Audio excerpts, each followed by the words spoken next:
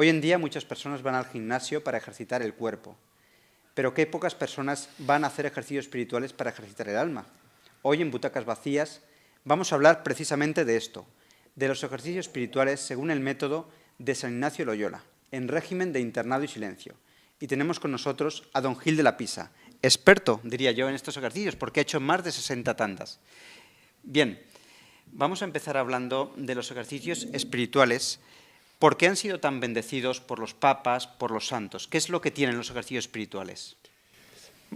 Los mismos papas nos lo han dicho. Es el método más sencillo, más directo de santificarse. Esa definición de sencilla es la pura verdad. No hay forma mejor de que el alma alcance, digamos, el conocimiento de sí mismo y de Dios que en los ejercicios espirituales. Por si alguna persona no lo sabe, ¿podría explicarnos cómo fueron revelados estos ejercicios espirituales a San Ignacio de Loyola? Los ejercicios espirituales, más que revelados, fueron una inspiración que tuvo San Ignacio, retirado a hacer penitencia, puesto que él había sido un militar, que había sido herido en Pamplona, y decidió pensar en otras cosas más importantes. Se retiró a la cueva de Manresa y ahí durante un tiempo fue meditando y se dio cuenta de que era necesario que el mundo conociera lo que él había experimentado, y él atribuye a la Virgen esa inspiración. ¿Por qué los ejercicios espirituales nunca pasan de moda? Difícilmente pueden pasar porque es un método, digamos, perfecto. Es lo que San Ignacio ha conseguido ahí, juntar una serie de elementos que hacen que sean infalibles, en cuanto una cosa humana puede ser infalible, para perfeccionar el alma. Más aún, ¿por qué los ejercicios hoy en día son más necesarios que nunca? Precisamente porque una de las cosas que los ejercicios imponen es el silencio absoluto, porque Dios habla en la brisa y en el silencio. Los ejercicios espirituales te obligan a guardar un silencio completo y llega un momento en que puedes oír perfectamente a Dios. Y en un mundo donde todo es ruido, donde todo es bulla, donde nadie piensa, los ejercicios espirituales hoy tienen muchísima más vigencia, no solamente para la salud espiritual, sino para la salud mental, independientemente de que creas o no creas en Dios. En los ejercicios está el secreto para cambiar el mundo. Evidentemente, puesto que te pone en contacto con la verdadera realidad del hombre, la razón de su existencia y de por qué Dios lo ha puesto en el mundo. De forma muy sintética le vamos a pedir, porque es extenso, resúmalo todo lo que pueda, vamos a pedirle que hable de la síntesis general de los ejercicios, desde el principio y fundamento hasta los propósitos o resoluciones. Hombre, es un poco difícil resumir los ejercicios. Los ejercicios, en primer lugar, constan de lo que llama San Ignacio 4 semanas. La primera semana es la fundamental porque es, digamos, aquella semana en la que te purificas, ya que acaban con la confesión general. Esa confesión general es fruto de la visión que tienes de tu alma, de toda tu existencia, te hace conocer lo ingrato que has sido con Dios, la realidad de cómo Dios premia y castiga el pecado, te pone en contacto con las verdades fundamentales, con las postrimerías, con la muerte, con el cielo, con el infierno, con el pecado, esas verdades que hoy la humanidad ha olvidado. Termina la primera semana, repito, con una confesión general que cambia la fisonomía de los asistentes. Yo que he hecho tantos ejercicios lo he comprobado siempre. A mitad de ejercicios es cuando acaba la primera semana y cambia completamente la cara de la gente. En la primera semana están serios, más bien tristes, preocupados, y luego la sonrisa aparece en los labios de todo el mundo y se le ve feliz. La segunda semana ya es la consideración de la vida de Cristo, etcétera, etcétera, y todo lo que tiene que ver con el perfeccionamiento del alma. ¿Realmente unos ejercicios bien hechos pueden cambiar la vida de una persona? Totalmente. Es decir, unos ejercicios bien hechos, es decir, en un lugar apartado, sin contacto con nadie más que con Dios y con el director de los ejercicios, con un silencio absoluto, donde vas pensando en esas verdades fundamentales, llega un momento en que ves claro. Es decir, en los ejercicios espirituales, la gran virtud es que el hombre ve claro. Y cuando el hombre ve claro, es capaz de tomar decisiones igualmente claras. Por lo tanto, yo he visto, evidentemente, conversiones totales, he visto cómo ha cambiado su forma de ser. Es una realidad, es decir, esto no es publicidad, es simplemente una constatación de la realidad. ¿Podría contar algún caso impactante de personas ateas o personas que estaban muy alejadas o muy tibias que a raíz de los ejercicios cambiaron radicalmente? En este momento se me ocurren muchas, pero hay una que me impactó porque venía conmigo siempre a hacer ejercicios espirituales, que es la de la conversión de un comunista que era líder en textil en el Maresme y acabó pues convertido precisamente en un propagador de la fe y era uno de mis compañeros en las semanas antimaterialistas. Una historia digna de contarse, pero que alargaría mucho esto. ¿En los ejercicios es necesaria una predisposición de alma para que actúe la gracia o a veces actúa sin esa predisposición? Bueno, la primera cosa, evidentemente, es la gracia, pero la gracia pide o impone una serie de condiciones que precisamente San Ignacio las pone como condiciones para hacer los ejercicios espirituales, como es el silencio total, no hablar con nadie, rezar mucho, meditar mucho, seguir las instrucciones, seguir el plan de ejercicios en los que vas meditando las verdades estas pausadamente, y sobre todo el primero de los principios, que es el principio y fundamento en el cual tú ves por qué estás en este mundo. También háblenos un poquito de la santa indiferencia, ¿no? Cómo tenemos que estar totalmente indiferentes a la voluntad de Dios, ya nos pida vida corta, vida larga, salud o enfermedad. Esta es la segunda parte del principio y fundamento. Es decir, San Ignacio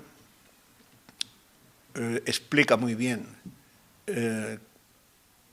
esta, como diría, condición esencial del hombre que ha nacido, que Dios lo ha puesto en esta vida para conocerle, amarle y servirle, y después gozar en el cielo toda una eternidad. Pero la segunda parte es esta, con lo cual tienes que estar en una posición que harás y recibirás como bueno lo que Dios quiera. Y tú mismo tienes que estar en disposición en que no te importe ni ser pobre ni ser rico, ni estar enfermo, ni disfrutar de la salud, ni ser humillado o ser ensalzado. Es decir, darse cuenta que si Dios nos ha puesto en la vida para ganar la otra, nuestra postura tiene que ser de absoluta entrega y confianza y fe en lo que Dios quiera. ¿Por qué los ejercicios nos interpelan a pensar lo que ha hecho Cristo por nosotros y qué mal le hemos agradecido? Evidentemente, en los ejercicios, en la semana en que vas, la segunda semana, vas recorriendo la vida de Cristo, vas viendo su vida privada, su vida oculta, su vida pública, luego su muerte, su resurrección, etcétera, etcétera. Y eso te va conformando o dando, tratando de que te parezcas a Cristo. ¿Qué virtudes se ejercitan en los ejercicios? Pues hombre, yo te diría que la primera virtud que ejercitas es la fe. Es decir, tienes que tener una fe absoluta en Dios y luego, ¿cómo te diría yo? La resignación, el estar dispuesto a obedecerle y a seguir su consejo, lo que te inspire. ¿Cómo ayudan los ejercicios a vencer la tendencia al pecado? Muy sencillamente porque en los ejercicios es fundamental, y lo ves clarísimamente, qué es el pecado. Es decir, la gente peca porque no sabe lo que es el pecado. Los ejercicios espirituales, la clave del éxito de San Ignacio es que ves lo que significa ofender a Dios, cosa que habitualmente nadie lo piensa. Es decir, ¿cómo es posible que Dios, que es infinitamente bueno, mande a los ángeles al infierno por toda la eternidad por un solo pecado? O sea, la rebelión contra Él. Claro, cuando ves las consecuencias del pecado, o que por un pecado Adán y Eva se han arrojado del paraíso, indica lo grave que tiene que ser el pecado para que Dios lo castigue en tal forma y que para redimir de ese pecado tenga que venir la segunda persona de la Santísima Trinidad al mundo a morir en una cruz. ¿Por qué se decidió a escribir un libro sobre los ejercicios espirituales? Bueno, yo me decidí a escribir este libro, Estovir, sobre los ejercicios espirituales, pues más que nada porque me di cuenta que esto que me habéis preguntado es cierto. Es decir, yo soy un convencido de que los ejercicios espirituales son fundamentales, como dicen los papas, para la vida del hombre. Yo no conozco ninguna persona que haga ejercicios espirituales frecuentemente, anualmente mejor que bianualmente, que viva despistado en el mundo. Sabe qué hace, para qué está aquí y procede en consecuencia. Los cobardes, los traidores, etcétera, solo se dan cuando no se conoce la influencia o el horror, lo terrible que es pues, el pecado y no saber para qué estás en esta vida. La necesidad de que esto sea conocido es lo que me impulsó a escribir Estovir, que como que sabéis, quiere decir sé hombre para enfrentarte con la realidad más real que existe, o sea, el porqué de tu existencia, el por qué Dios te ha creado y vives en este mundo. Tienen que ver, por tanto, con el sentido de la vida. Muchas personas están deprimidas porque no le encuentran sentido a la vida. Yo creo que a través de unos ejercicios pueden encontrarlo, ¿no? Totalmente. Es decir, el padre Marciac, perdona que me ría, el padre Marciac, con el cual yo he hecho muchos ejercicios en Caussade, en Francia, que visitaba los hospitales y visitaba los ejércitos de Francia, cuenta cómo el director de un hospital psiquiátrico le decía, la mayor parte de estos enfermos psiquiátricos, simplemente con que acudiesen al confesionario se curarían. Es decir, en el momento que el hombre se da cuenta de por qué vive y de la importancia del pecado, se le curan todas esas enfermedades que hoy tiene el hombre. El 90% de las enfermedades están en la mente más que en el cuerpo. Pero hay gente que vive en el mundo y es feliz. ¿Se puede ser feliz en el mundo? Feliz, yo no lo creo. Que parezca feliz, que finja que es feliz, puede ser. Pero cuando está a solas, frente a Dios, con Dios no hay burlas. Es decir, podemos engañar a los hombres. Les podemos decir a la gente que soy feliz. Pero feliz es aquel que cuando está a solas, en el silencio de la noche, en el silencio del campo, de la montaña, cuando está solo frente a sí mismo, que es como estar frente a Dios, es cuando se ve si es feliz. Y en este caso, yo dudo de que sean felices si la conciencia la tienen manchada. Como decía Santa Teresa, sería por tanto andar en verdad. Totalmente.